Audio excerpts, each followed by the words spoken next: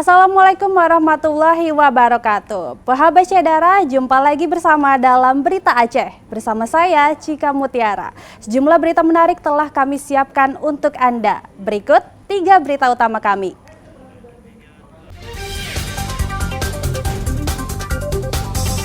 Maraknya pelanggaran dan gelombang imigran gelap di perairan Indonesia mendorong Lana Lok Sumawwe meningkatkan patroli laut.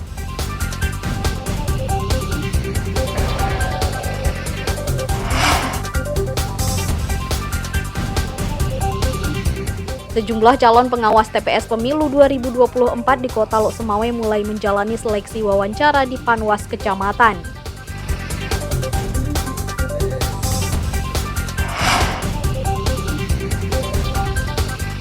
Petani Aceh Timur memiliki tradisi khanduri pade untuk mendoakan agar tanaman padi selamat dari serangan hama hingga panen.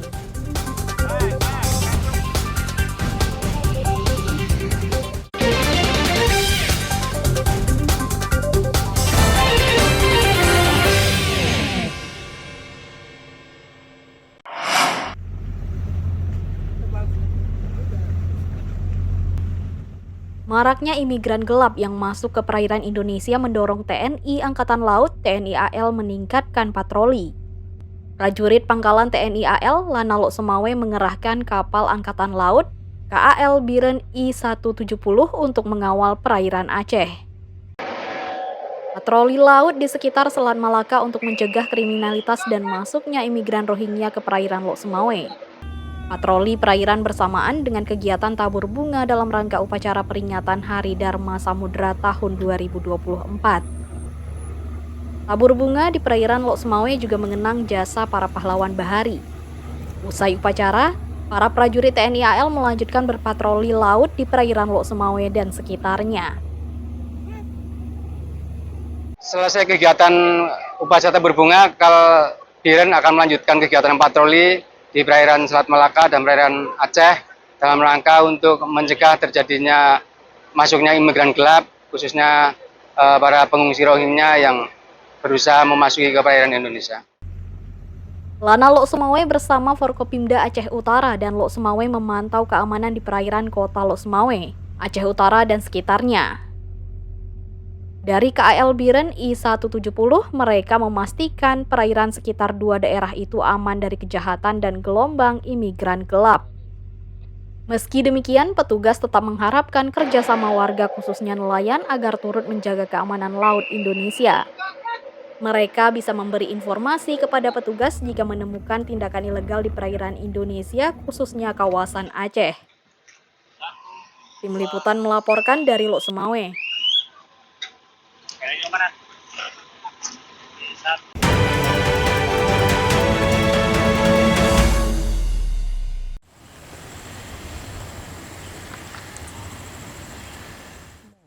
Ratusan alat peraga kampanye APK pemilu rusak di sejumlah tempat di Bener Meriah. Kerusakan paling banyak terjadi pada APK caleg peserta pemilu 2024. Sedikitnya 120 APK ditemukan rusak setelah petugas Bawaslu bersama Panwascam menelusuri lokasi pemasangan APK di 232 desa-desa di Bener Meriah. Sebagian APK rusak, sebagian lagi diduga dirusak. Salah satu caleg membuat laporan resmi terhadap perusakan APK Kecamatan Mesidah, namun laporan tersebut tidak dapat diproses karena dipasang di kebun warga tanpa mendapatkan izin dari pemiliknya. Pengawasan kawan-kawan di desa dan kecamatan ada sekitar 120 APK yang rusak, apakah itu rusak atau rusak sendiri.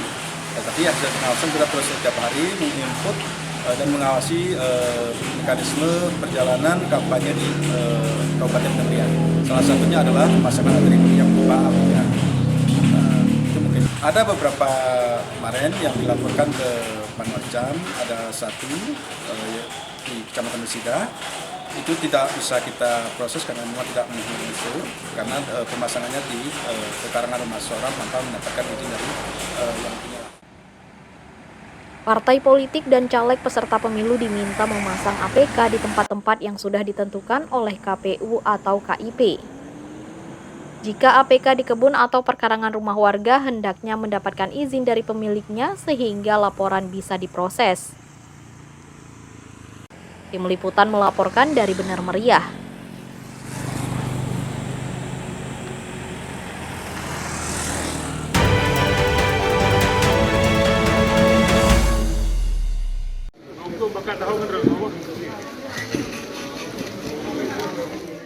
Sejumlah surat suara pemilu 2024 di Aceh Besar ditemukan rusak dengan berbagai kondisi. Kerusakan terjadi pada hampir semua jenis surat suara yang disimpan di gudang logistik KIP Aceh Besar. Kerusakan sejumlah surat suara diketahui saat penyortiran dan pelipatan di Gedung Olahraga Janto. Dari 298.198 surat suara, 92 untuk pemilihan anggota DPR RI rusak. 24 surat suara pemilu DPD RI juga rusak, bahkan surat suara pemilihan DPRA yang paling banyak rusak mencapai 108 lembar. Penyortiran dan pelipatan surat suara di gudang logistik masih berlangsung. Saat ini surat suara pemilihan anggota DPRK yang masih berlangsung, sedangkan 3 jenis surat suara sudah tuntas. Penyortiran dan pelipatan surat suara yang melibatkan 195 petugas ini diawasi ketat Panwasli, KIP, dan Polres Aceh Besar.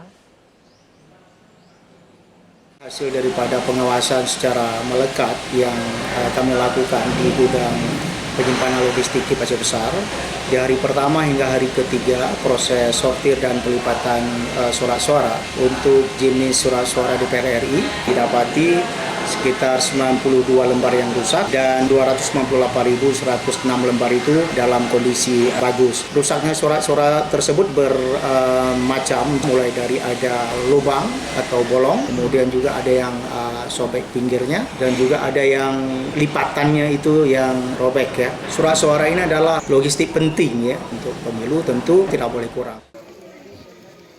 Proses pelipatan surat suara yang dimulai sejak 10 Januari ditargetkan rampung pada 25 Januari 2024. Penyortiran dan pelipatan surat suara calon presiden merupakan surat suara yang terakhir dilipat. Tim Liputan melaporkan dari Aceh Besar.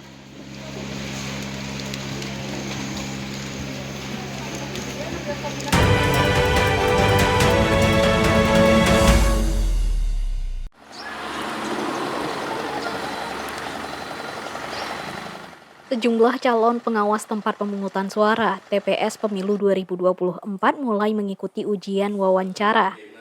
Sedikitnya 147 calon pengawas TPS di Kecamatan Muara II, Kota Luk Semawe mulai diseleksi Panwascam guna menentukan 133 pengawas TPS di daerah itu.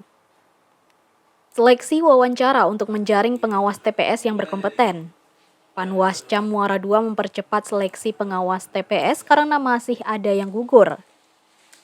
Sedangkan peserta yang lolos seleksi memiliki waktu untuk melengkapi persyaratan administrasi seperti surat bebas narkoba dan kelengkapan administrasi lainnya. Seleksi wawancara digelar untuk menguji kapasitas calon pengawas TPS. Kemampuan berupa pengetahuan dan pemahaman serta manajerial lapangan dalam mengawasi TPS. Ini tahapan terakhir di Bawaslu, di Panwascam Muara II dan keseluruhan kecamatan yang lain. Inilah rekrutmen terakhir di tingkat TPS yang dilakukan oleh Bawaslu untuk meletakkan petugasnya di TPS. Itu adalah ring terakhir dan ring di paling depan di lapangan yang kita lakukan hari ini. Kita butuh hari ini Muara II hanya 133 plus TPS 901 tadi. Para pengawas TPS yang terpilih akan disebar di 17 desa di Kecamatan Muara II. Pengawas TPS yang terpilih merupakan petugas yang berkomitmen tinggi menjalankan tugas di lapangan, sehingga permasalahan pemilu 2024 tidak akan terjadi. Tim Liputan melaporkan dari Luk Semawe. Berapa dengan hasil?